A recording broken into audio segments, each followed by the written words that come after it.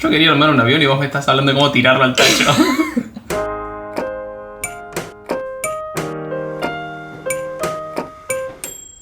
Hoy de nuevo somos Valen y yo nada más. Y Valen tiene ahí una hoja con una virome y un resumen de cosas para contarme. ¿Qué me vas a contar? Hace mucho tiempo que me vengo preguntando cómo se diseñan cosas grandes y complejas. Tipo aviones, autos, satélites, no sé. Quizás algo más chico como heladeras. O no sé, productos médicos tipo bombas de insulina. Que son tan complejos que no entendía y sigo sin entender bastante cómo hacen para que todo junto funcione. O sea, digo, bueno, por ahí diseñar una ala está ok. O solo el sistema de control de los aviones está ok. Pero ¿cómo hacen para que todo eso funcione junto?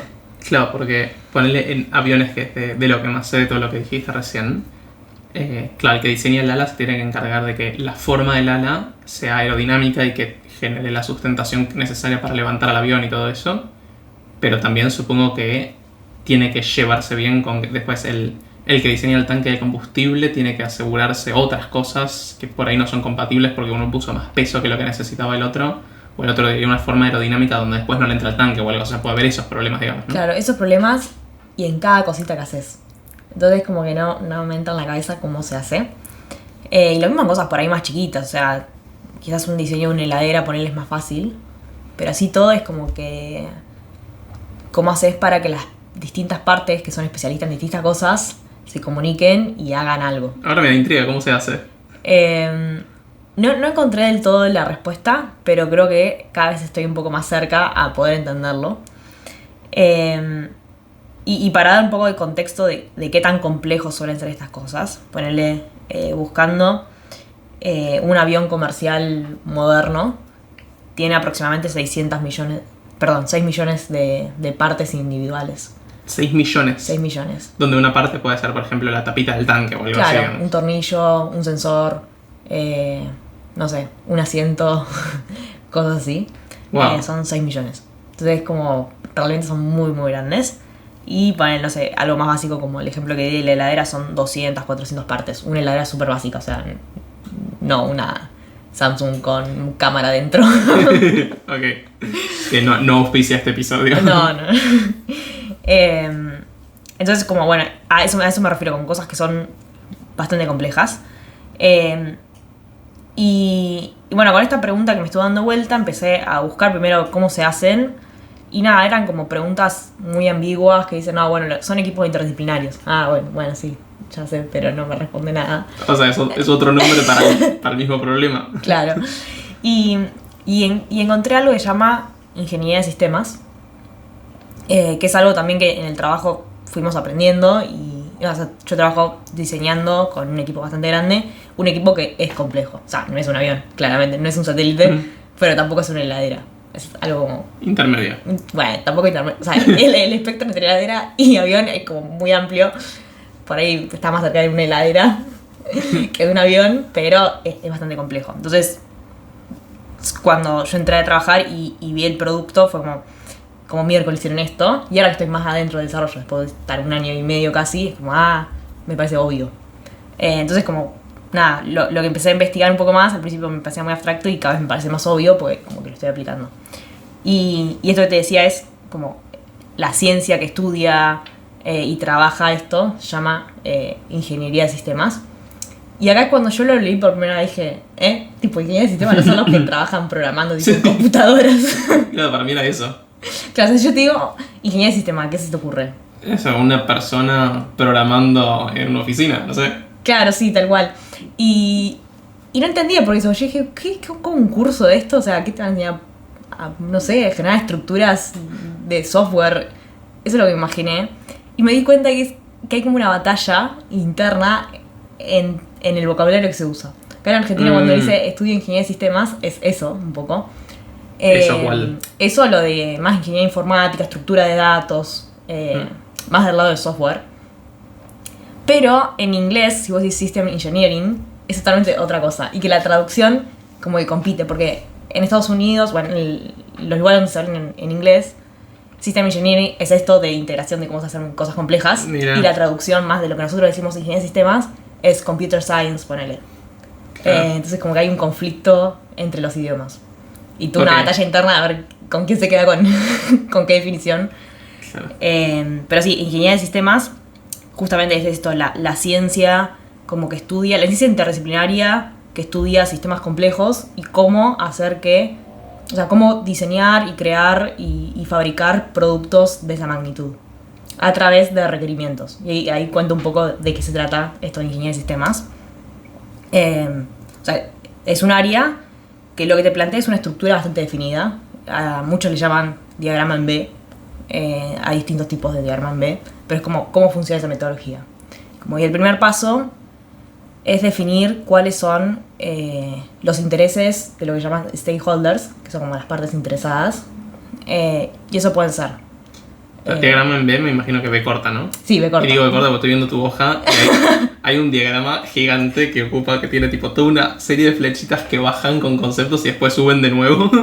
Bueno, justamente es eso, es una B corta, donde se arranca, tipo, como vos lo escribís desde el extremo superior, te arranca con esto de entender qué quiere la gente que vos quieras. O sea, justamente esa es la definición de stakeholder. ¿Cómo Puede ser, entender qué quiere?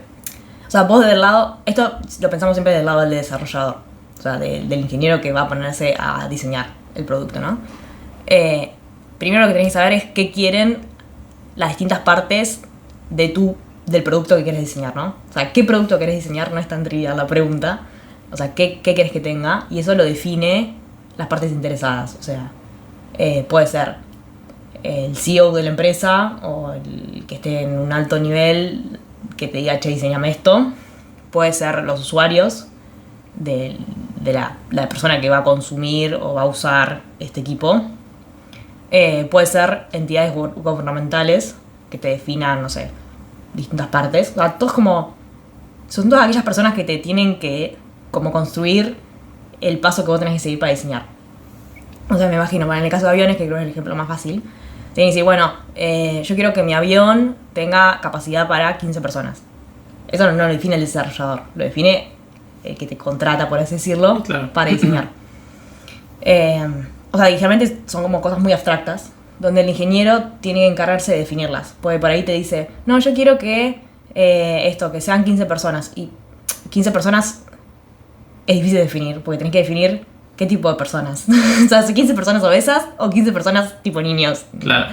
Y eso no te lo dice generalmente la persona más arriba. Te dice, bueno, sí, yo quiero un avión que sea rápido, que tenga esta capacidad entre tanta y tanta persona. Y nada, qué sé yo, que vuele y que sea seguro. O sea, generalmente te dice este tipo de cosas. Y el ingeniero es el encargado de traducir todo eso en requerimientos específicos. Pero antes de eso, o sea, sí, definís como los requerimientos, que son como lo que te da las pautas de cómo tiene que ser el diseño, ¿no? Justamente esto de, bueno, la ala tiene que pesar entre esto y esto, tiene que tener esta cantidad de asientos.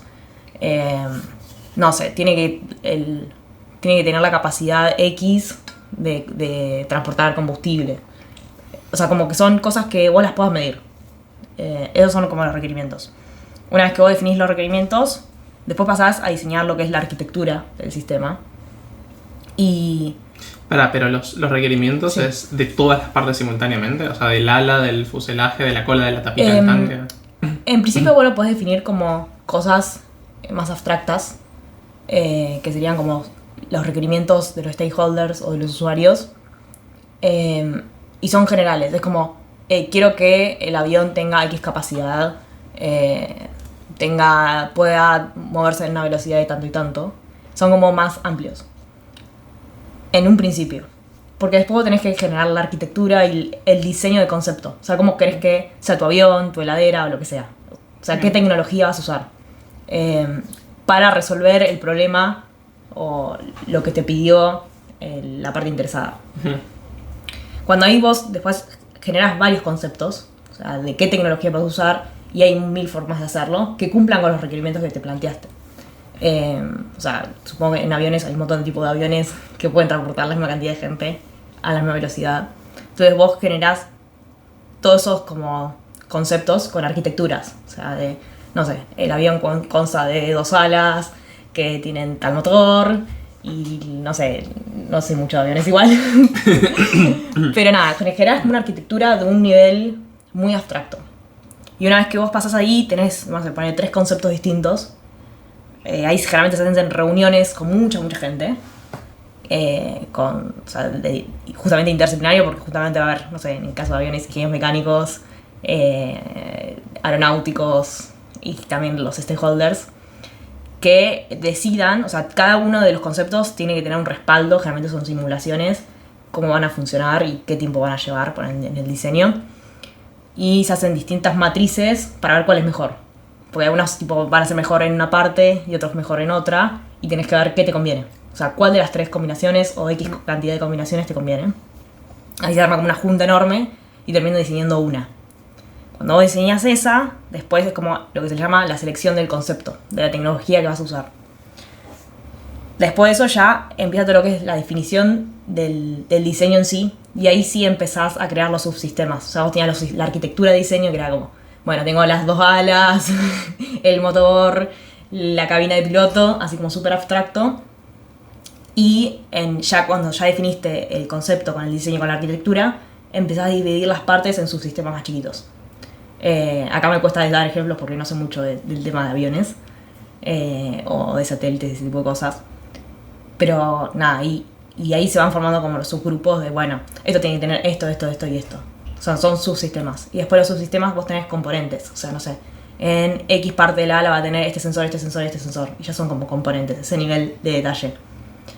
Y ahí empiezan, o sea, en cada una de las fases siempre hay simulaciones o prototipos que van testeando las distintas partes para ver si cumplen o no con los requerimientos.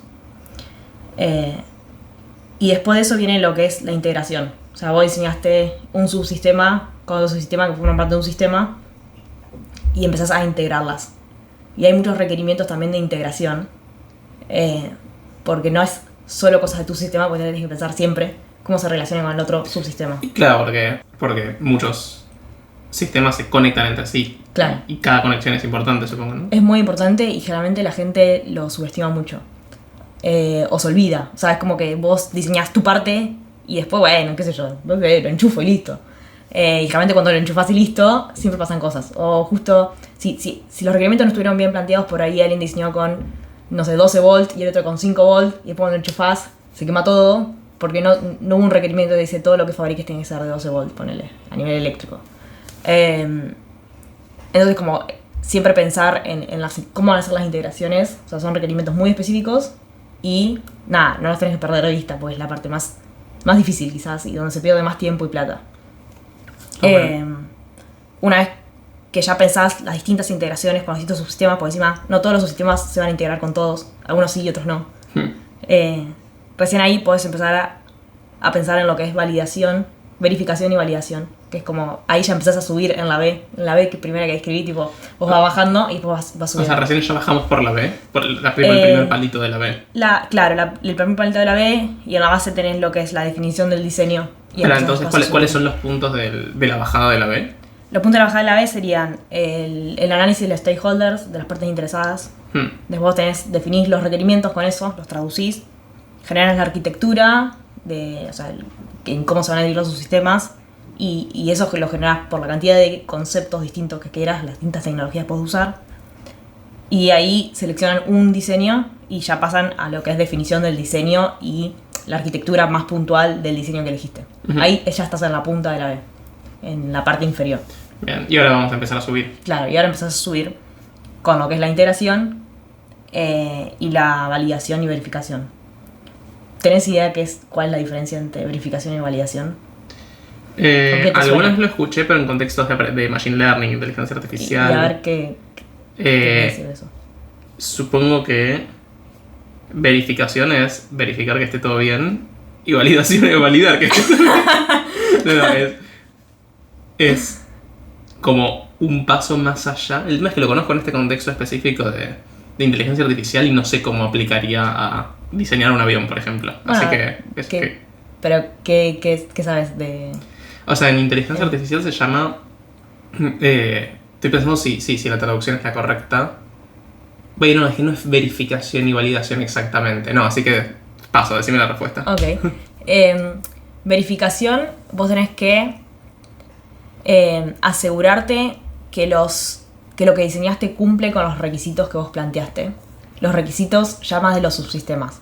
O sea, es como, no sé, este sensor tiene que leer entre, no sé, tanto y tantos grados centígrados. Ponele que es un sensor de temperatura. O un acelerómetro. Tiene que medir entre tanto y tanto de aceleración. Con este margen de error, no sé, más o menos 1, qué sé yo. Tiene un número por tirar. Y vos los probás, los testeás y dices, bueno, sí, cumple este requerimiento porque medí entre tal rango con este error. Y ahí pasas un requerimiento. Eso es una verificación.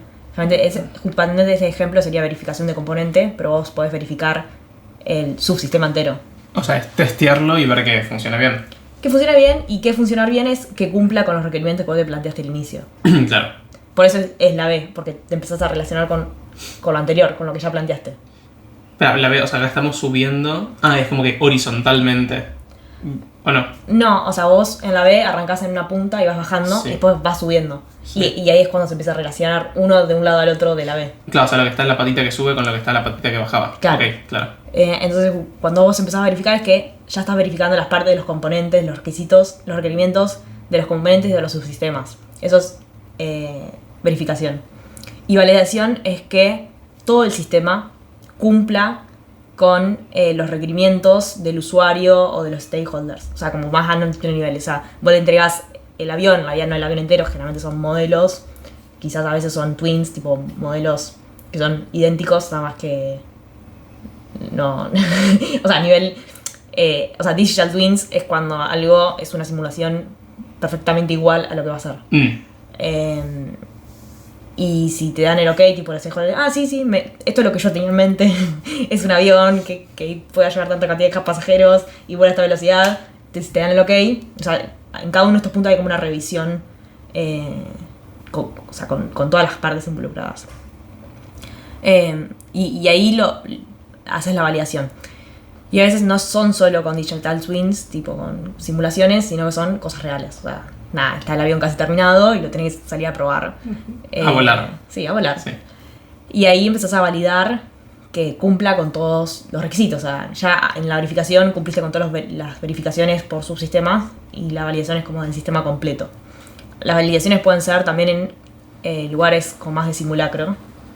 Depende que sea. O sea, un avión es más difícil en un entorno simulado. Quizás sí no te va a llegar a tal altura o en tal lugar no va a volar. En el jardín. No va a volar de Argentina a España, sino que quizás vuela de Argentina hasta, no sé, qué sé yo, Chile, por así decirlo. Claro. O sea, en entornos muy simulados. En entornos controlados. Y ahí, bueno, si ya pasas la validación, pasás a lo que ya sería puesta de servicio, que es cuando vos ya entregás tu producto a las personas que lo van a usar a diario. O sea, en el caso de los aviones, a pilotos reales, con pasajeros reales, en una aerolínea que ya está ejecutada. Pero no es que cuando vos lo entregás ya te desligás. O sea, los diseñadores que dicen, tomá, te lo entrego, chao, no olvidamos. Sino que cuando un diseño es nuevo, estás teniendo una relación siempre con el usuario real para tener feedback, porque es como la primera vez que lo construís y necesitas, mira, al final, no sé, esta manijita acá está todo bien, cumplió con el requerimiento, pero la verdad que queda incómoda, quiero que esta manija esté acá.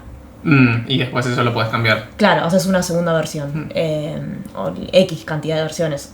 Y, o sea, que eso te das cuenta cuando ya el usuario lo está, o sea, cuando ya te aislás del ingeniero, porque a veces muchas veces lo prueba la misma empresa y nada, estás como muy cejada. Entonces siempre tenés que tener esta relación una vez que ya entregas el producto. Y es algo que tienen que seguir haciendo los ingenieros. Y el último punto es como pensar siempre en el ciclo de vida completamente desde el inicio, o sea, desde que vos planteas los requerimientos. Es como hasta tenés que pensar cómo ese producto va a terminar a la basura y cómo se van a desarmar esas cosas. O sea, y cuánto va a durar, cuánto va a ser la vida útil de eso. Y todo eso lo tenés que tener en cuenta en el diseño per se. Yo quería armar un avión y vos me estás hablando de cómo tirarlo al techo. De cuánto, en el caso por ahí de los ejemplos más chiquitos, como la heladera es más fácil de verlo. Tenés que ver cómo eso se va a tirar, cómo O sea, pensar en las partes, si eso se puede desarmar o si es un bloque entero y que va a quedar como un bloque entero. Claro, en un museo de... sí. Así que bueno, eso es un poco cómo se diseñan grandes cosas. Y a nivel más de en el día a día, esto se puede pensar como diseño en cascada, que son las cosas que ya están más estudiadas. Por ejemplo, los aviones. Los aviones hoy ya tienen planos y le das un plano a la gente que sabe armar aviones y ya más o menos saben, no es algo totalmente innovador, a menos que sea un avión que, no sé, funcione con paneles solares o cosas más innovadoras. Pero los aviones, una industria que ya viene recontra mil desarrollada. Casi lo mismo pasa en los satélites, los más tradicionales. Que están los planos y medio que el diseño se encascada. O sea, bueno, ya tenés los requerimientos, pasás a esto. Muchas de las semanas te saltás porque ya sabes que va a volar el avión. Claro. Y vas así encascada. O sea, como que ya planteas una cosa, después la otra, después la otra, después la otra, después la otra, después la otra. Listo, sale con papas fritas. Está bueno. Pero en los diseños más innovadores se tiende a usar más la metodología ágil, que es probar todas estas partecitas que nombramos, pero iterando una y otra vez. Porque no sabes qué quieren las personas interesadas, no sabes cómo hacerlo. Por ahí el concepto de tecnología que usaste no era por ahí. Una vez que ya empezaste a armar el desarrollo y empezaste a prototipar, y cuando prototipaste y testeaste te diste cuenta que no iba por ahí, que no funciona, porque es nuevo, o sea, es la primera vez que lo haces. Entonces tienes que volver a definir los requerimientos, volver a generar otro concepto, volver a probarlo, volver a prototiparlo, volver a validarlo y testearlo. Y así vas muchas y muchas veces iterando sobre esta B, porque es algo que es la primera vez que lo haces. Es como esa metodología ágil, que es más un círculo que algo que va en cascada. Está bueno. Hago entonces no un resumen de toda la vez, sino digo lo que entendí de cuál es la respuesta a la pregunta que hicimos al principio de cómo hacer para diseñar algo grande donde tenés que tener cuidado con un montón de cosas y hay un montón de detalles. Y la respuesta es esencialmente poner, bueno, sistemas, pero no sistemas, sino sistemas. No confundir con sistemas. O sea, que asegurarse que todos los equipos entiendan cómo se van a conectar con los otros y que cada uno tenga sus propias restricciones como globales del proyecto. Claro. O sea, algunas partes del equipo van a tener restricciones globales y otras van a tener restricciones muy locales, que se lo definieron las partes globales. O sea, los demás arriba te van definiendo los demás abajo. Y no es necesario que el junior, el último que está en la escala, sepa de cómo construir todo el avión. Tiene que saber de que tiene que cumplir con, no sé, este sensor tiene que medir, no sé, con 12 volt, pues así te lo dejo una restricción. Se tiene que poder soportar esta temperatura, se tiene que poner acá. Y ya, porque eso me lo definió el requerimiento. Y vos tenés que diseñar eso. Y punto. Después se lo da la otra parte, como el de más arriba. Está bueno. Que es el que te va a diseñar el subsistema entero, te va a probar el subsistema entero y después te va a decir, che, mira, lo probé acá y no funcionó, tenés que tirar sobre esto.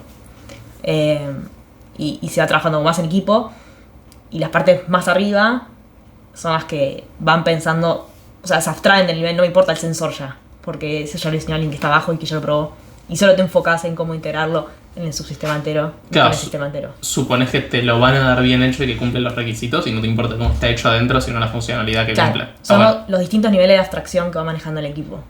Bueno. Lo de más abajo es un nivel súper abajo de las capas de abstracción, y nada, los demás arriba tienen más abstracción y solo le importan cómo integraste todas las partes sin saber los detalles, porque es imposible saber los detalles, o al menos en sistemas muy muy complejos es casi imposible saber muy detalles, y la parte global entera. Está bueno. Sí, así que aprendí un montón de esto con esta pregunta.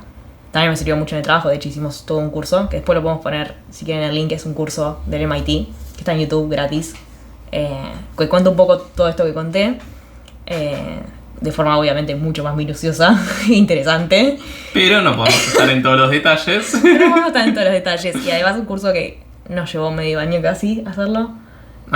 Igual lo hacíamos 1 hora por semana, nos juntábamos a ver los videos y intentar entender lo que decían.